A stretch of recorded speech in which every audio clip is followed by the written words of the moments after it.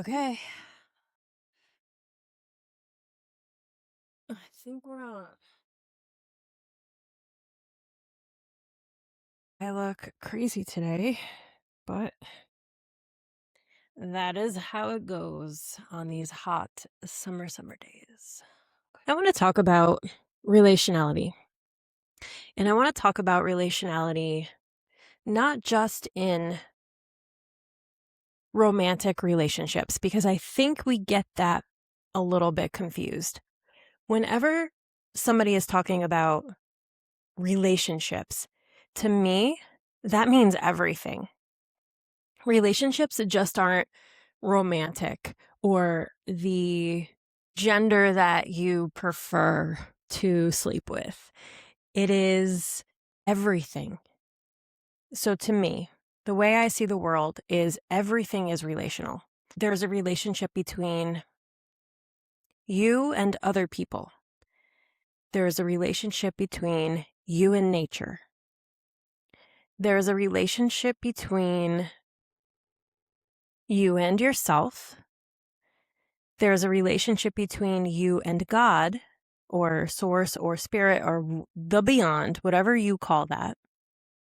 And there's like a new-ish fifth one that I've added to this is the relationship between you and technology. And that is the makeup of the entire world. There is nothing that goes beyond relationship. As a 3D human being, you are walking this earthly plane in relationship to other things. So when we're talking about relationality and relationships, romantic relationships are just a tiny sliver of that entire sphere of reality. And if you're here, you're probably wondering, how do I change my reality? And this will not be the place where you find a 10-step guide to manifesting your dreams, because I think that's bullshit. And it's bullshit because our typical manifestation practices are essentially transactionality in disguise of something spiritual. So we're taking something that is inherently spiritual and inherently relational, and we're turning it into a vending machine. If I just believe this thing, then I will get that thing. If I just behave this way, then my reality will be whatever I want. And I can do this if-then game forever, because it also goes in the other direction, right? It's like, if I would have done this, then this bad thing would have never happened. And then I wouldn't feel like I'm dying. It usually ends down that road. So when we're talking about relationships and relationality and manifesting, we cannot, by definition, be talking about conditions in which to get these things. Conditions. Do we hear that word? We hear that word all the time, conditioning or unconditional, right? It's like this story. We know that we're in true love because it's unconditional love. I don't know if that's true or not, but the experience of conditions is kind of how we live in our world. And not for nothing, our current patriarchal God is a very conditional one. He only loves you if you do X, Y, and Z things.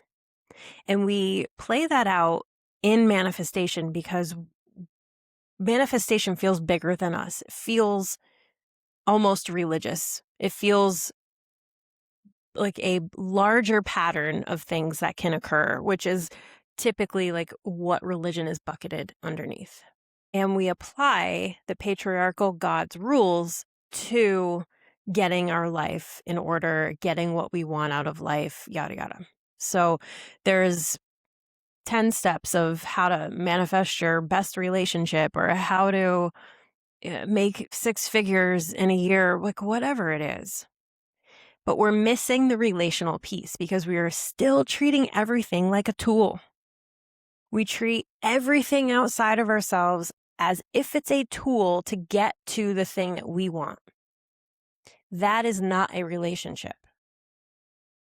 A relationship does not make objects out of other things that have thoughts and feelings and beliefs, minus technology. I'm not sure that has happened yet. So we are, in essence, using the outside world to get what we want, instead of being in relationship with those things. And what typically I see happen with my clients a lot is they are trying to do their best in this world, and they're holding a lot of grief about it. And they're doing it in a way that they were taught, either through religion or through New Age spirituality, usually all kind of tied along the same lines of conditions. If I do this, then I get that. It's like a math problem. But what if life is a little bit more complicated than that? What if life is more dynamic than that? So what I see happen is these women are exhausted from holding all of these rules that don't actually do anything for them. They don't work. And when they apply them, nothing happens. And they continually get exhausted and exhausted and exhausted because they're holding all of this. And then they're holding the shame of, why can't I make anything work? I must be a piece of crap human being because I'm doing all the things that I was taught, and I still am only in whatever place I'm in, whatever place that I believe is like less than everybody else. When many of these women, all of these women in my world anyway, and many of the women I've just observed are actually relational to their very DNA, but nobody has taught them ways to be relational and get your needs met. So what ends up happening is they, the women who are exhausted and they're trying so hard, they actually become the objects for other people. They become the tools for other people. They feel used. They feel abandoned. And it is by no fault of their own. It's just the system that they were taught how to live within. And maybe for their whole lives, they've been the objects for other people. They've been the tools for other people. They have only found their worth in how useful they could be to other people. And that nobody had ever modeled to them that by them being completely themselves, they could still be loved. So they learned how to be wishy-washy. They learned how to compromise. They learned how to completely remove all wants and needs and edge, and have become this version of a melty people pleaser, where they've kind of just melted in to the background. They've melted in to the relationship. They've melted into reality. And they wonder why reality can't find them. They have no edges. Again, not by any fault of their own. But then women start to realize, fuck, my life's not working. Why is none of this working? And slowly start to decondition themselves from the conditioning, from the conditional thinking, and allow themselves to be in a relational world where we aren't constantly using each other. We are relating to each other. And when we are doing that, we are having win-wins all around. And these women are finding themselves wanting love, and this does tie back to romantic relationships. They find themselves wanting love, but in relationships that are not currently supporting them, especially as they make this change from transactionality to relationality. And this, I think, is the main fear of everybody. that is wanting help and wanting guidance, but never really pulls that trigger, is because they deep down know that there's a fear of change that they have to take responsibility for. They have to make these uncomfortable changes, and staying the same feels easier. It's the devil you know. Girl, I've been there. I've been there for so much of my life where I just stayed small. I melted into the background, and I was not shiny because I didn't want to make these tough decisions. But here's the thing about staying small and not shiny and having no edges is you aren't participating in your own life. And that's the point of all of this, is in order to be in relationship with the world, the outer sphere of existence, 3D world, you have to participate. But if you have no edges and you've melted into the background, you're not participating. And the other key to this is you have to participate in the way that you are made. The way that your astrology brought you into this world, the way that you naturally are. You have to participate like that. But so many women are strong and powerful and spicy and edgy. And they've been taught that if they are these things, that they won't be loved by men mostly, but it has trickled down to everyone. You won't be loved by anyone. But the belief I want to challenge here is good people like people with an edge. Good people want other people to be a little spicy. They want them to be and have an edge, because here's the thing. Healthy people and good people want to support other people in the way that they are. Healthy people don't want enmeshment. They want to know who you are. And if you're hiding who you are not a safe person. So healthy people will have a hard time wanting to interact with you if you are hiding who you are because you're unsafe to them. You're hiding something, and they can feel it. Whether you're hiding it on purpose or not, it doesn't matter. This isn't a blame game. This is hopefully a message to try to help you shift your perception on reality, so you can live a relational life in the way that you're made, because relationality takes intimacy.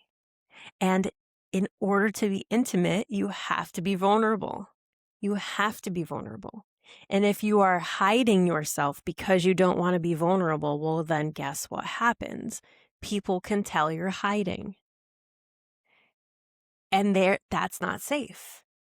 Flip side, if you are an oversharer, that is also along these same lines, because you're so afraid you're not going to be taken seriously or not loved that you share everything just to weed people out. But again, healthy people want to know where your edges are. If you're bleeding out, you have no edges. If you're hiding, you have no edges. If you're melting into the walls, you have no edges. Healthy people want other people with edges in their life, because healthy people know how to work with other people when a small conflict might arise due to said edges. Healthy people want relationship, and they want it with the whole person. Wouldn't you want to be in a relationship with the whole person? Allowing yourself to be supported and fully seen. And so here's the last piece of this. Many of these women are business owners, and they want/need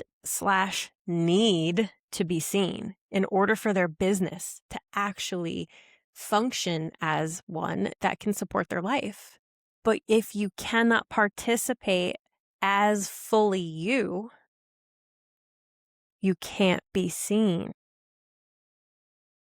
So when you're hiding and oversharing, you can't be fully seen. And everybody's walking around trying to find 10 steps to be magnetic. This is it. This is the crux of being magnetic. Knowing who you are, fully owning it, participating in the world as such, and that takes work. It takes work because you have to heal from all the things that made you want to hide. You have to deconstruct from all the beliefs and the conditioning that you have to be a certain way to be loved. You have to participate. You have to find out where all of your energy is going. That's another thing. If you're being extracted from, or you're holding on to all this baggage because the world has taught you to do things in an XYZ way, and really it was supposed to be a dynamic relational way, exhaustion. So you have to find out where your resources are going. Are they going to people pleasing? Are they going to being a tool for everybody else when nobody steps up and helps you? These are all parts of being visible.